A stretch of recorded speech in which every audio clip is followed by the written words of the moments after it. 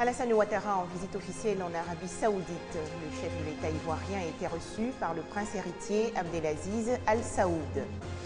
Bientôt, des supplétifs d'actes de naissance aux populations demandeuses du Béké et du Hambol. La clinique juridique de Bouaké enregistre plus de 1500 demandes. Enfin, 21 décembre 2014, c'est la date retenue en Tunisie pour le second tour de la présidentielle. Bonsoir à tous et merci d'être avec nous pour suivre ce nouveau journal. Le président de la République, Alassane Ouattara, reçu par le prince héritier Abdelaziz Al Saoud au palais de Riyad. Le chef de l'État ivoirien entame une visite officielle en Arabie Saoudite. Ce séjour va permettre le renforcement de la coopération entre les deux pays et l'intensification des échanges commerciaux entre les secteurs privés saoudiens et ivoiriens, particulièrement dans le domaine industriel. Une visite officielle de 4 jours en Arabie Saoudite. Quelles seront donc les retombées pour la Côte d'Ivoire? Les précisions du chef de l'État ivoirien. Je voulais dire au président que nous sommes très honorés de cette rencontre. Nous avons échangé sur les possibilités d'investissement, les opportunités en Côte d'Ivoire.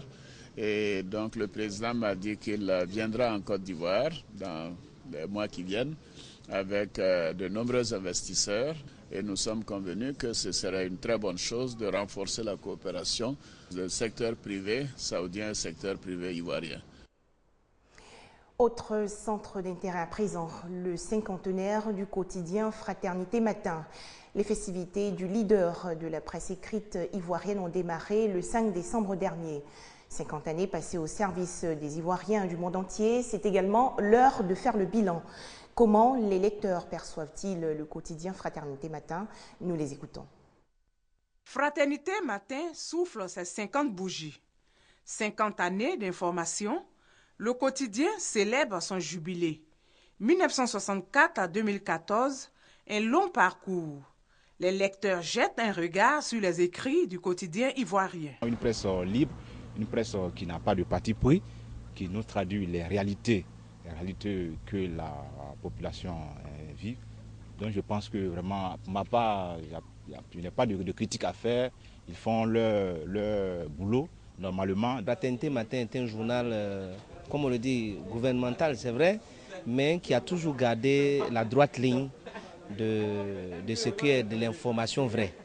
Voilà, il faut dire que quand même, pendant les périodes où il y avait peut-être le volet politique un peu plus élevé, ils ont perdu un peu la cote à cause des colorations. Mais quand même, ils ont gardé toujours la ligne. Sur 50 ans, je crois que c'est vraiment à féliciter. Chaque fois que mon colis vient, j'ai au moins 10 journaux de Fratmat, mais en moyenne, je vends au moins 7 ou 8. Mais il y a des jours, je vends tout le stock. Les gens apprécient beaucoup le journal Fratmat. Des satisfactions enregistrées, mais quelques préoccupations demeurent au niveau des lecteurs. Pour ma part, je pense que c'est au niveau des annonces, réduire les tarifs annonces au niveau des entreprises. Voilà, parce que vraiment pour moi c'est un peu excessif, parce qu'en tant qu'homme d'affaires, nous avons souvent des publications à faire. Fraternité Matin marque justement une pause après 50 ans de parution pour faire le bilan, innover encore et encore pour satisfaire ses nombreux lecteurs. Les festivités démarrent officiellement ce mardi 9 décembre. Au menu, notamment un forum international de réflexion sur la presse, une exposition et des journées portes ouvertes.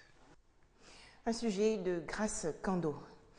L'organisation non gouvernementale La Page Blanche est également en fête. Elle a organisé récemment un dîner gala au Golf Hotel d'Abidjan. Le but est de recueillir des fonds pour la prise en charge des enfants handicapés moteurs et psychiques dont elle s'occupe.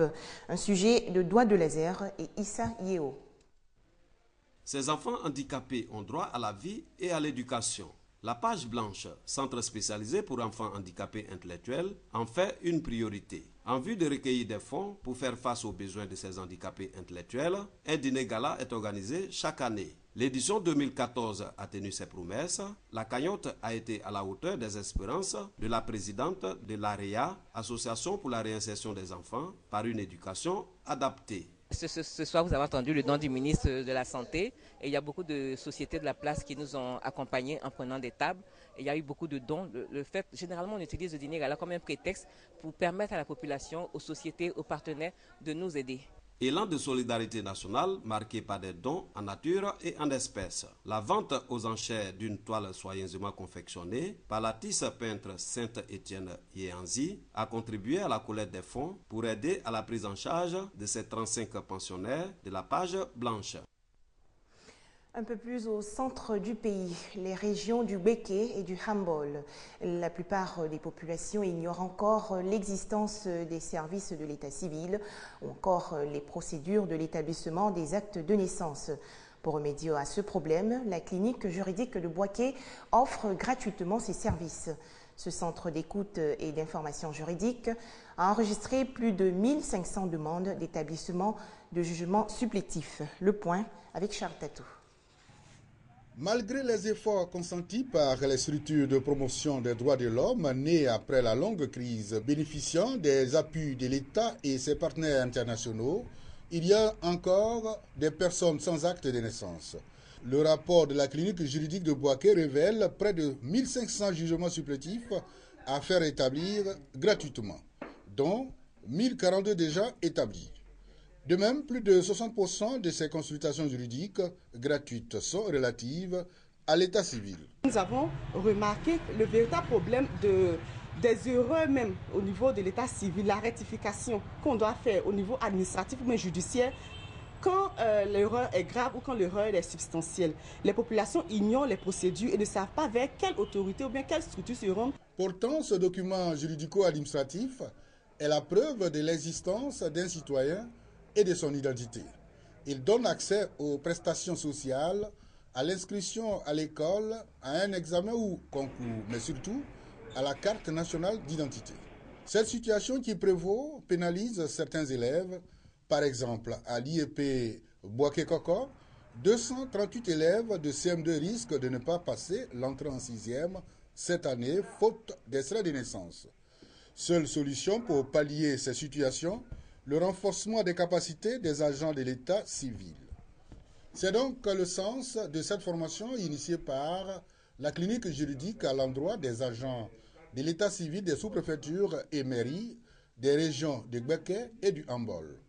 Elle est animée par des acteurs de l'appareil judiciaire de Boaké. Nous sommes réunis ici pour leur parler, pour leur présenter la loi relative à l'état civil, pour qu'ils comprennent qu'il existe des règles qui encadrent leur activité. Tant que le père n'est pas là, et c'est ce que Madame la magistrate nous a dit aujourd'hui, il ne sera pas fait mention du nom du père. On était dans la logique, mais encore la loi est venue renforcer notre position. Elle nous a dit que même si le père n'est pas là, il ne faut pas mettre le nom à son absence.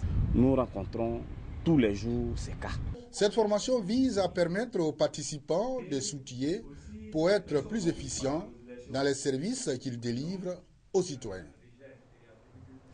Lutte contre le grand banditisme dans la région du Poro. Les forces de l'ordre de la région ont reçu récemment des motos, un don du conseil régional. L'institution n'a pas oublié les établissements scolaires de la région, également dans le besoin. Des tables bancs ont été offerts à la direction régionale de l'éducation nationale et de l'enseignement technique. À l'intérieur du pays, l'école est confrontée à des difficultés de tous ordres. La police et la gendarmerie aussi vivent des problèmes de mobilité qui les rendent impuissantes face à l'insécurité grandissante dans leurs différentes zones d'intervention. L'État fait mais ne peut à lui seul tout faire. Ces réalités n'interpellent pas moins les collectivités locales. Le conseil régional du Poro en est conscient. Il vient de réagir favorablement au profit des établissements scolaires et des unités de force de l'ordre de sa région avec des dons. 185 tables bancs pour les écoles de la région et 10 motocyclettes aux forces de sécurité. Nous avons estimé que la sécurité, comme la santé, comme l'éducation, est également importante pour le développement d'un pays.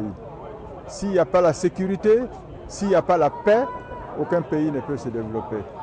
C'est pour ça que nous avons souhaité accompagner les forces de police et les forces de gendarmerie pour leur donner les moyens d'assurer une meilleure sécurité dans la région du Koro, ce qui favorisera le développement de la région.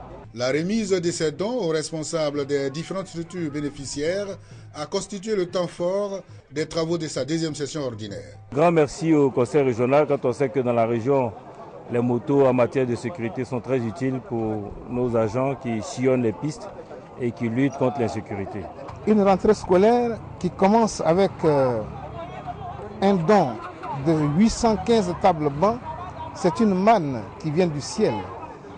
Le besoin, il est énorme, mais avec 815 déjà, qui n'est pas rien, nous pouvons commencer et nous pouvons dire que notre rentrée scolaire est réussie et même garantie. 12 nouvelles salles de classe ont été réalisées pour 4 localités par le conseil régional. De même, le collège de Napié a été réhabilité. Tous ces bâtiments scolaires seront livrés dans les jours très proches. Un reportage de Charles Tatou de RTI Boaké. En Égypte, 71 étudiants bientôt devant les tribunaux. Ils vont être jugés pour appartenance à la confrérie interdite des frères musulmans et participation à des rassemblements illégaux. Le second tour de la présidentielle en Tunisie aura lieu le 21 décembre prochain. L'instance chargée d'organiser les élections précise que la campagne électorale va commencer demain, 9 décembre, pour s'achever le 19 décembre à minuit. Le scrutin, on le sait, va opposer le président sortant Monsef Marzouki à Kaïd Essebsi, le chef du parti anti-islamiste.